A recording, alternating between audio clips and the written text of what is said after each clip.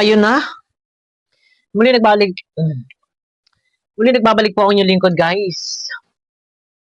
Good morning, good evening, saan na kayong sulok ng mundo. Ayan. Eto guys, no? At si Kalinga Prab, ipinagbawal or pinipigilan kami na wag nang reaksyonan alam nyo na, etong sa kabila, yung umalis. Alam nyo na yan, no? Ako'y natutuwa.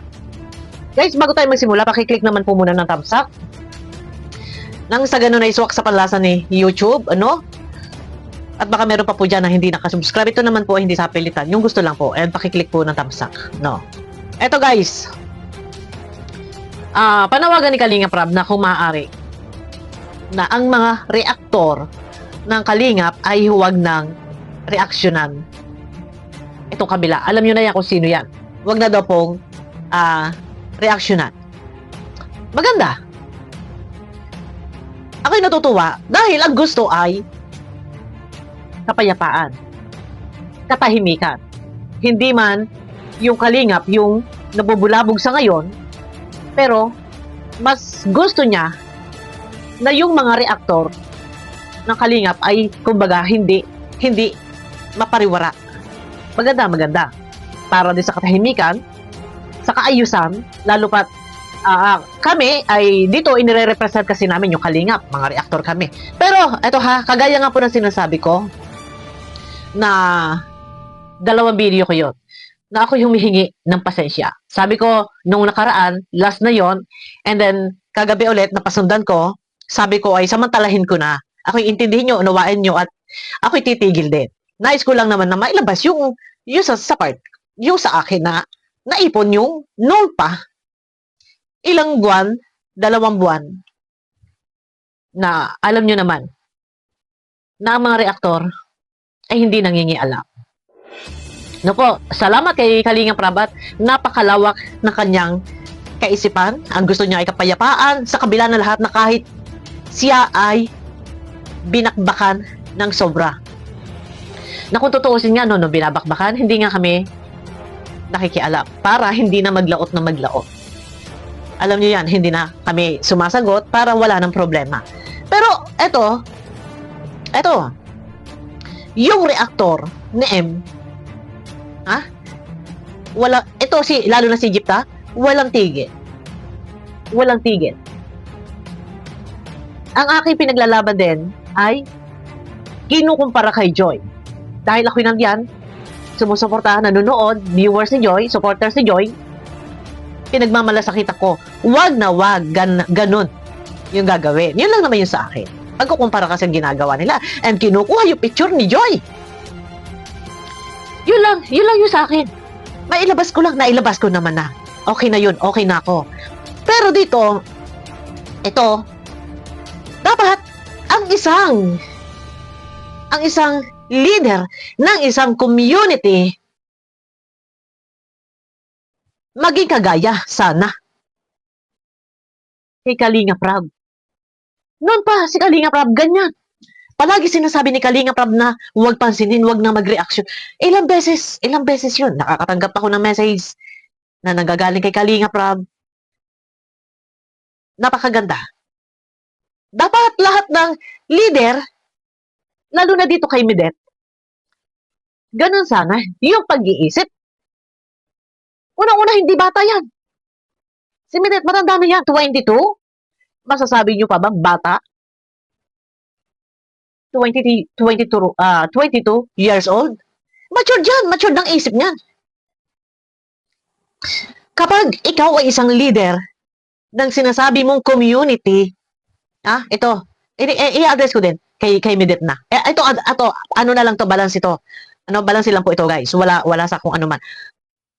Leader ka sa isang community, dapat manguna ka sa tama. Hindi yung ikaw pa ang nag-uutos sa iyong mga reaktor na magsalita kayo. Sagutin ninyo. Yung mga reaktor, ano ba, mga bibig? Kagaya nito ni Egypta. Ano ba yung bibig? Tapos ngayon, eto kami, nagsasalita. Baka akala ninyo, porket kami nananahimik, Ay kami mga duwag. Por respeto lang kay Kalingap Rab. malaki ang respeto namin kay Kalingap Rab. Sana, bilang si Midet ay isang leader ng community. Last po ito. Pasensya na po muna kay Kalingap Rab, no? Ito po ay last na. Maganda naman ang aking sabihin. Advice lang to. Manguna sana siya na magkaroon ng kapayapaan at ng katahimikan ang kanyang community. Pero siya mismo yung nag-uuto sa kanyang reaktor. Kita nyo naman, ipinarinig ko kagabi na ibinuking ni Michelle Japina na mismong si Midet inaaprobahan yung ni Marinduking Gala. Ano man yung utos ni Marinduking Gala, inaaprobahan ito ni Midet. At mismo sinabi ni Michelle Japina na si Midet ang nag-utos mismo na bakbakan si Kalingap Rab. Mismo sinabi ni Michelle Japina na mismo nanggaling sa bibig ni Midet. Sana, ikaw Midet, sa bagay baguhan ka pa lang. No? Marami ka pang kakaining asin. Pero, huwag kang umastang akala mo kang napakatayog na napakalaki ng iyong community. Na kung tutuusin, kagaya nga ng sinabi ko kagabi na yung sinasabi mong community mo, wala kang hirap dyan. Lahat ng nag-subscribe sa'yo, viewers ng Kalingap yan. Kaya hindi ka dapat magsasalita, mag-uutos, kagaya ng sinabi ng mga dati mong reaktor na bakbakan ang Kalingap. Ngayon, aral na sa'yo to, ang mga reaktor ng Kalingap, kaya naming tumigil. Kaya naming manahimik. Alang-ala kay Kalingap Rab. Sana lang din, pagsabihan mo yung reactor mo na ititikom-tikom ang bibig. Dahil ako mismo, sinasabi ko, ready na po ako. Handa po ako na lumabas sa Kalingap. Para laang makipagsabayan. Handa na ako anytime. Kasi ang sabi ni Kuya Bal, noon pa naman sinasabi, pwede kayo mag-reaction. Kung gusto nyo, mag-reaction kayo. Lumabas sa Kalingap. Handa po ako. Kaya pag ako nakalabas sa Kalingap, walang sino man pwede na magbabawal sa akin. Strike everywhere ang aking gagawin. No? Kaya kung maaari sana, lesson learned.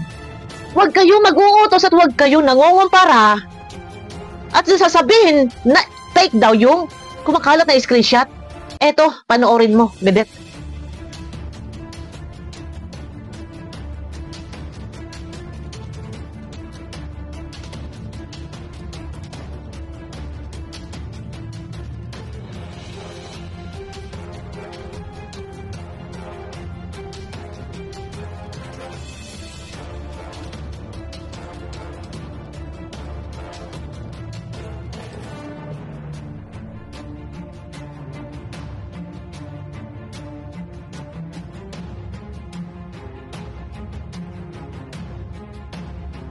Ngayon,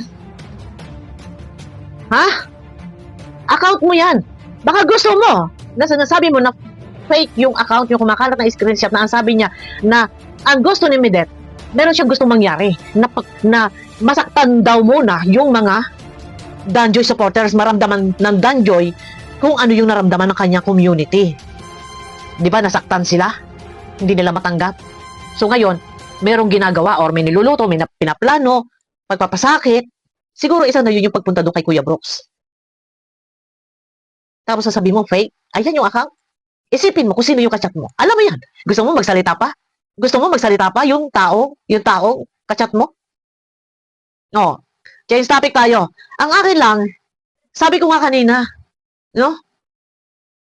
Kami marunong kaming sumunod. Pag sinabing bawal, bawal. wag lang sana na makikitaan na yung reactor mo, Midet, ay patuloy at patuloy sa pambabastos at mababalahura pagkukumpara.